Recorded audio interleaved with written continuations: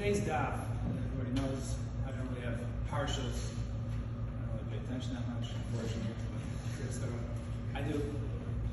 But today's daf actually deals with some of the Shnais and Yuma, which mentions it says this free meeting has ended.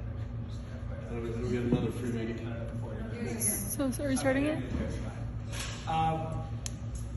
So the Mishnah mentions yesterday's Mishnah today about those who donated to the Mishkan, to their families, and he said, Elu Maskir Meshevach, these are people that are remembered for praise. There's other families, Ezu, that are remembered the Ganai, for selfish reasons why they, why they're not remembered in a positive light. And the Gemara today says, okay, where do you know this from? So it brings the pasuk of Zecher Tzadik Livracha. The pasuk is, actually the Gemara goes out, Tzadik is referring to HaKadosh Baruch Hu, the bracha, and the blessings, but we use it commonly as Zecher Tzadik Livracha, turning to people who are righteous in this world.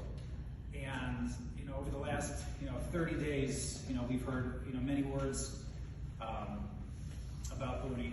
We've, heard about her strength. She doesn't say, doesn't accept no. She perseveres. She, had a rough childhood, back in Europe and Romania. She has so much tremendous love and chesed and tzedakah, and goes on and on. And this is, what the Gemara mentions, when people mention, the names of what people think of. But the truth is, many people that are obviously, the older ones, remember Buni from way before when she got her strength. She wasn't just, somebody who sat, in a chair and had funny lines or give the chills. But she was fire. I mean, she was a powerhouse. She was always running. She was running to work. She was running to Ari Crown. She was running to her children's house. She was running everywhere. Moses, Shoshana, running to David. Who knows where she was running? Running there to Israel, running to Simchas in New York. She was always moving, and she was somebody who always gave of herself. I remember meeting her for the first time. It was almost 25 years ago, where our paths crossed. I was at a Shiva house for Saba's sister, and first time I met her, I never met her before, never seen her before in my life, and don't ask why I was there, it's another parsha. But I barely understood her, but she started talking to me how her feet were still swollen from the flight. That was like the first word she spoke to me. So I don't know what was going on. But that was who she was. Whatever she was thinking, she didn't care who it was. She treated everybody like she knew them for they were her old friend.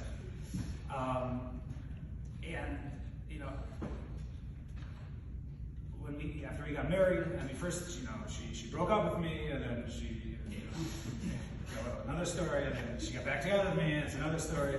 But she was always, widely involved in our lives. Yudi and Tamar were a little older. Tamar and Yoel were a little older. Yossi was a son, and Udi had a very special, close relationship with Yudi. She was the baby where she was there at Israel, and he was just learning, and Udi would talk about him learning. But she had this bond, this closeness, where she felt she had to take, and it wasn't just taking care of Yudi, it was taking care of us.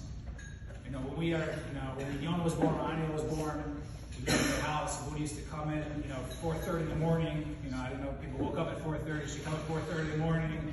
Where's the baby? That was the first word she said. She took the baby downstairs. She changed the diaper. Pitched a cock on her. That's another story. But that's who she was 20 years ago. She was fire. She would take the baby and she would come downstairs, and Rebbe first would come in at the Mo, Shmuel, and Rebbe first would come in. This is who she was, and she treated us. Obviously we were family, but she would have done anything for us, and we felt like we were her, only job. But lo and behold, she was, running a business. She was family members and taking care of everybody.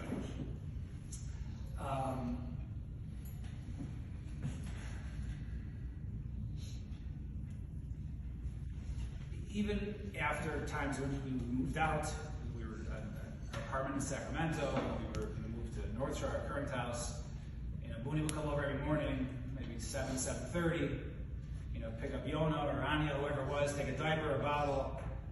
She'd take the kids, and this is who Booney was. Booney wasn't just somebody, especially speaking to some of the grandchildren here, you had to go visit her. I mean, she was going from house to house, as you've heard, and she was stopping by and talking to people and giving of herself to people and making everybody feel special.